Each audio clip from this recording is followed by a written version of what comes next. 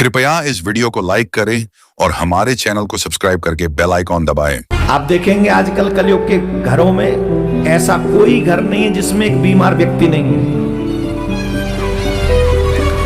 भगवान ने हमारा जो हृदय बनाया है ना, वो 200 साल के लिए बनाया, जिसे कहते हैं हार्ट अटैक।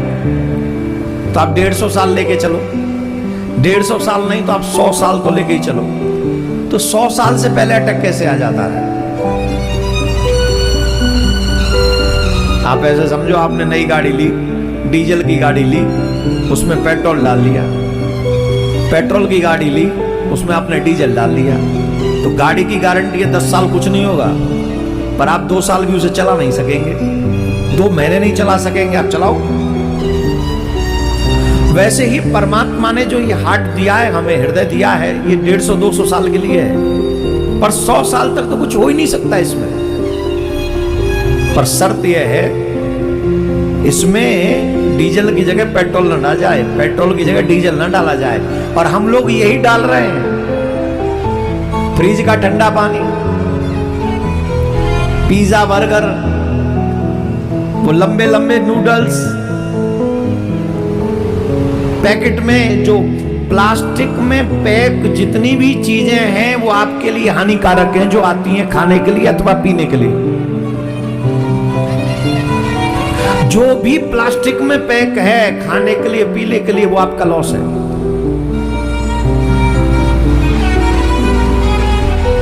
फ्रिज में रखी हुई सब्जियां आपके लिए लॉस है। फ्रिज में रखी हुई रोटी, बासी आटा आपके लिए हानिकारक है।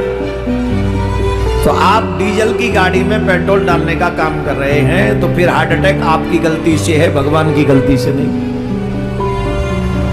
ये गलती आपकी।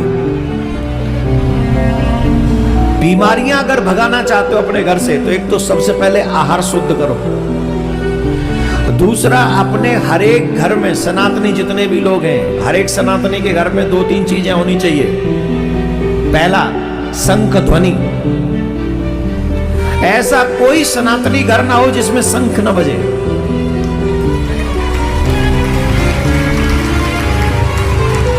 माताएं नहीं बजा सकती शंख, पुरुषों को ही बजानी है, जो 12 बजे तक बिस्तर नहीं छोड़ते।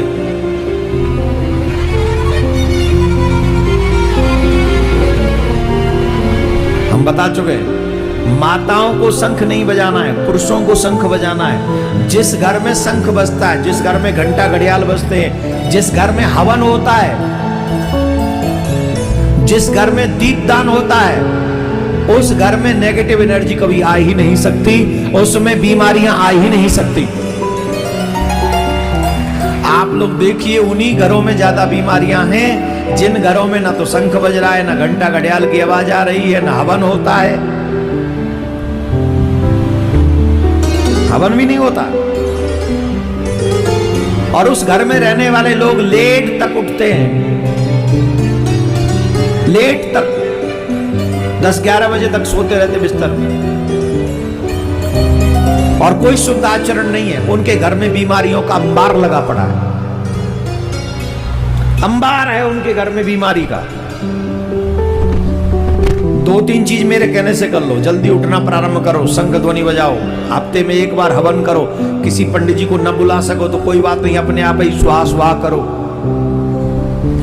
गूगल कपूर इत्यादि की जो सामग्री होती है उसकी आहुति दो।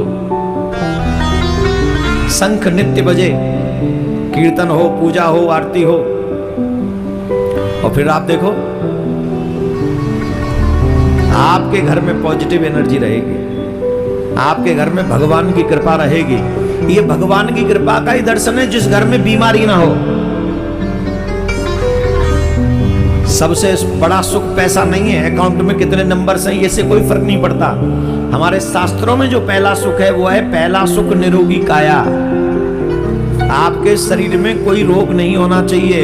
और आज 99% छोड़ दो तो 90% सभी घरों में रोग है। एक आदमी बीमार जरूर मिलेगा, और हर एक आदमी के घर में कम से कम 10, 15, 20 हजार की दवाई चल रही है। और एक दवाई ऐसी नहीं बनी जिससे शुगर खत्म हो जाए। ये दवाई बनाने वाले भी बड़े इंटेलिजेंट आदमी हैं। रोकथाम करने की दवा बनाते हैं, खत्म करने की दवा नहीं बनाते। आदमी खत्म कर देते हैं, पर है मजाल है कि रोकथाम हो जाए रोग की।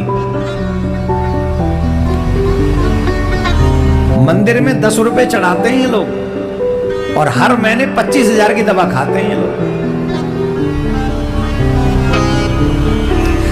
धर्म पे खर्चा नहीं करेंगे लेकिन दवाइयों पे खूब खर्चा करेंगे। अरे शंख बजाने में कितना रुपया लगेगा बताओ? हवन करने में कितना रुपया लगेगा? सुबह उठने में कितना रुपया लगेगा? कई तो माताएं बहन मुझे ऐसी मिलती हैं जो कहती पता है अब तो महाराज दवाइयों पे ही जिंदा रहना है। काहे काहे दवाइयों पे जिंदा रहना? क्यों गिव अप कर रही हो? आज ये कथा सुनने के बाद वचन ले लो कि दवाइयों का मुंह तोड़ जवाब देना है। दवाइयों को अपने आप को दुरुस्त करने के लिए थोड़ा व्यायाम करो, वॉक करो, गर्म पानी पियो, फ्रिज का पानी बंद करो, बाहर का खाना बंद करो, घर का खाना शुरू करो। करना चाहती नहीं, पड़ी पड़ी दवाइयों करो। 25,000 का नुकसान हमारा क्या जा रहा है? दवाइयों को भी खुला नहीं रखना चाहिए। जितने घरों में दवाइयां रहती हैं उनको बंद पैकेट में रखना चाहिए। जिनकी दवाइयां बिखरी रहती हैं, पड़ी रहती हैं, उन घर से रोग कभी नहीं जाता। जो दवाई आप लोग लेते हो, कई लोग तो माता बहन अपने बिस्तर पे वो बेड पे ही डाल के रखती हैं, वहीं बगल में ही। कभी बीमारी जाएगी नहीं आपके घर से। उन बीमारी की दवाइयों को एक बंद पैकेट में रखो और उसे अपने रूम से थोड़ा आउट पे रख दो।